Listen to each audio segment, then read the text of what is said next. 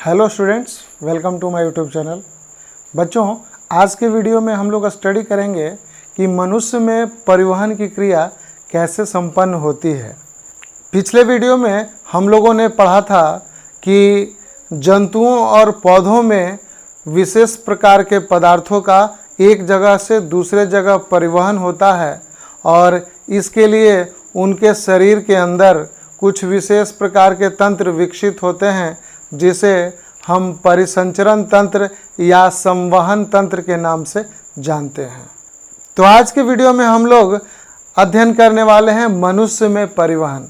तो बच्चों, मनुष्य में परिवहन की क्रिया कैसे संपन्न होती है इसके बारे में हम लोग जानेंगे। तो ह्यूमन बीइंग में यानी मनुष्य में ट्रांसपोर्टेशन या परिवहन की क्रिया के लिए एक विशेष प्रकार का सिस्टम विकसित होता है जिसे हम सर्कुलेटरी सिस्टम या परिसंचरण तंत्र के नाम से जानते हैं।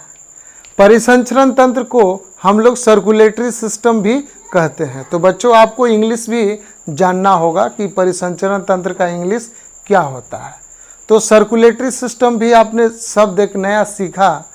तो मनुष्य में एक विशेष प्रकार का अंग तंत्र पाया जाता है जिसे हम परिसंचरण तंत्र या सर्कुलेटरी सिस्टम कहते हैं।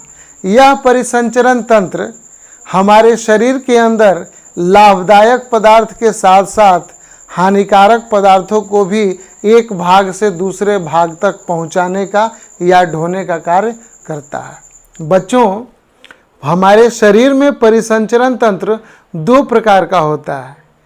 पहला परिसंचरण तंत्र जिसे हम रक्त परिसंचरण तंत्र के नाम से जानते हैं और दूसरा जिसे हम लसिका परिसंचरण तंत्र के नाम से जानते हैं। तो आपको याद करना होगा बच्चों कि हमारे शरीर में दो प्रकार के परिसंचरण तंत्र पाए जाते हैं। पहला रक्त परिसंचरण तंत्र जिसे हम इंग्लिश में ब्लड वैस्कुलर सिस्टम या ब्लड सर्कुलेटरी सिस्टम के नाम से जानते हैं।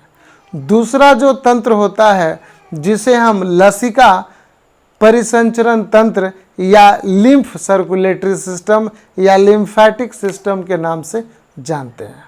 तो बच्चों, सबसे पहले हम लोग इस वीडियो में जानेंगे कि रक्त परिसंचरण तंत्र होता क्या है। आपने भी बच्चों पढ़ा होगा, रक्त परिसंचरण तंत्र एक ऐसा तंत्र है जिस तंत्र में रक्त का प्रवाह हमारे शरीर के अंदर निरंतर होता रहता है और यह रक्त अपने साथ साथ आवश्यक प्रकार के पदार्थों तथा हानिकारक प्रकार के पदार्थों को एक जगह से दूसरे जगह ढोने का कार्य करता है। यानी हमारे शरीर की कोशिकाओं को कुछ आवश्यक पदार्थों की ज़रूरत होती है, जैसे ऑक्सीजन, विभिन्न प्रकार के पोषक पदार्थ, जल, विभिन्न प्रकार के खनिज लवण या आयंस। तो इन सभी पदार्थों का हमारे शरीर के अंदर एक जगह से दूसरे जगह परिवहन होता है, उनका स्थानांतरण होता है। और जो अनुपयोगी पदार्थ हैं, जैसे हमारे शरीर के अंदर यूरिया, बहुत कम मात्रा में उत्सर्जित पदार्थ पाए जाते हैं जैसे यूरिक अम्ल। तो ये हानिकारक पदार्थ जैसे कार्बन डाइऑक्साइड ये गैस के रूप में पाए जाते हैं। तो कुछ उत्सर्जित पदार्थ, कुछ हानिकारक पदार्थ जैसे कार्बन डाइऑक्साइड ये हमारे लिए अनुपयोगी हैं, हमारे लिए ये हानिकारक पदार्थ हैं। तो हम सभी इनको रक्त के साथ ये हमारे शरीर के बाहर चला जाता है। तो इस प्रकार हम कह सकते हैं कि रक्त परिसंचरण तंत्र हमारे शरीर के अंदर आवश्यक पदार्थों के साथ साथ हानिकारक पदार्थों को भी एक भाग से दूसरे भाग तक पहुंचाता है, ढोने का कार्य करता है। तो बच्चों, रक्त परिसंचरण तंत्र तीन भागों से मिलकर बना होता है। आपको याद रखना है कि रक्त परिसंचरण तंत्र जिसे हम ब्लड सर्कुलेटरी सिस्टम कहते हैं ये तीन प्रकार का बना होता है, तीन प्रकार के रचनाओं से मिलकर बना होता है। पहला जो रचना है जिसे हम रक्त वाहिनी के नाम से जानते हैं, दूसरी जो रचना है उसे हम खुद रक्त के नाम से जानते हैं और तीसरी जो एक विशेष प्रकार का पेशीय अंग है जो एक पंपिंग मशीन का काम करता है, उसे हम हृदय के नाम से जानते हैं। तो चलिए हम लोग बोर्ड पे देखते हैं। आपके लिए कुछ विशेष प्रकार के नोट्स लिखे गए हैं। ये सारे पॉइंट जो मैंने अभी बतलाया है ये सब लिखा हुआ है। एक बार बोर्ड पे भी लिखा हुआ वाक्य को हम लोग समझ लें और आगे हम लोग देखेंगे। तो चलिए हम लोग बोर्ड पे देखते हैं कि क्या क्या पॉइंट्स लिखे गए हैं जो आपके नोट्स के लिए महत्वपूर्ण है। तो बच्चों, मैंने सबसे पहले पॉइंट लिखा है कि मनुष्य में परिवहन की प्रक्रिया के लिए एक विशेष प्रकार का तंत्र विकसित होता है जिसे हम परिसंचरण तंत्र या सर्कुलेटरी सिस्टम कहते हैं। तो मैंने अभी आपको बतलाया मनुष्य में दो प्रकार का परिसंचरण तंत्र होता है। पहला है रक्त परिसंचरण तंत्र जिसे हम इंग्लिश में ब्लड सर्कुलेटरी सिस्टम कहते हैं। दूसरा होता है लसिका परिसंचरण तंत्र जिसे हम लिम्फ सर्कुलेटरी सिस्टम या लिम्फेटिक सिस्टम के नाम से जानते हैं। रक्त परिसंचरण तंत्र 3 भागों से मिलकर बना होता है। पहला होता है रक्त वाहिनी। रक्त वाहिनी को हम लोग ब्लड वेसल्स कहते हैं। दूसरा होता है रक्त, यानी इसे हम ब्लड कहते हैं। बच्चों, यहाँ आपको जानना है रक्त को हम लोग रुधिर भी कहते हैं, तो आपको ये नाम भी याद रखना होगा।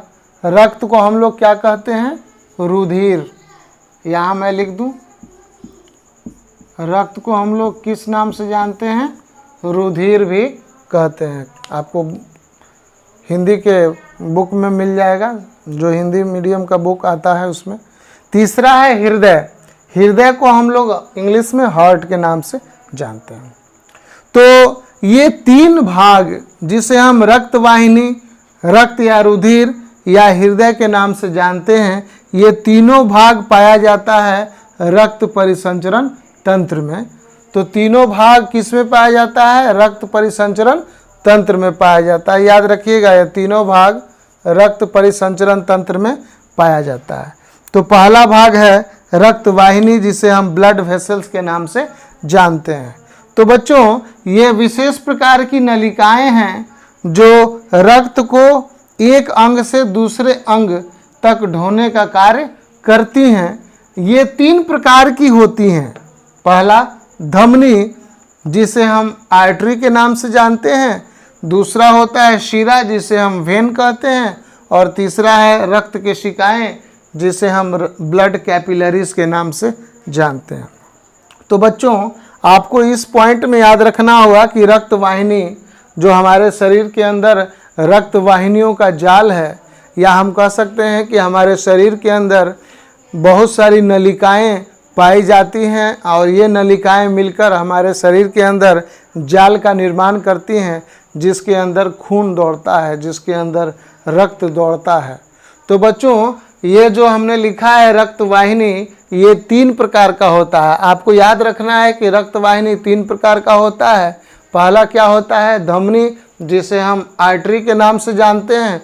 दूसरा होता है शिरा जिसे हम वेन के नाम से जानते हैं। और तीसरा होता है रक्त केशिकाएं जिसे हम ब्लड कैपिलरीज के नाम से जानते हैं।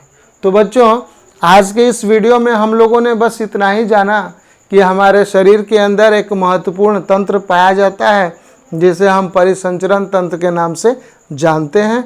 यह परिसंचरण तंत्र 2 प्रकार का होता है।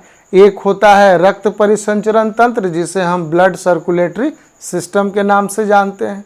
दूसरा होता है लिम्फेटिक सिस्टम या लिम्फ सर्कुलेटरी सिस्टम जिसे हम हिंदी में लसिका परिवहन तंत्र या लसिका परिसंचरण तंत्र के नाम से जानते हैं। तो बच्चों, आज के वीडियो में हम लोग इतना ही पढ़ेंगे और मिलते हैं हम लोग अगले वीडियो में। धमनी और शिरा में अंतर स्टडी करेंगे, यानी आर्टरी और वेन्स में क्या अंतर है। जो अभी मैंने बताया धमनी, शिरा और रक्त केशिका, तो इस तीनों के बारे में हम लोग अगले वीडियो में डिटेल में स्टडी करेंगे। तो बच्चों, वीडियो कैसा लगा आप कमेंट में ज़रूर लिख के बताएं, और वीडियो पसंद आए तो अधिक से अधिक लाइक करें और वीडियो को अपने दोस्तों में ज़्यादा से ज़्यादा शेयर करें। तो मिलते हैं हम लोग अगले वीडियो में। तब तक के लिए जय हिंद, जय भारत।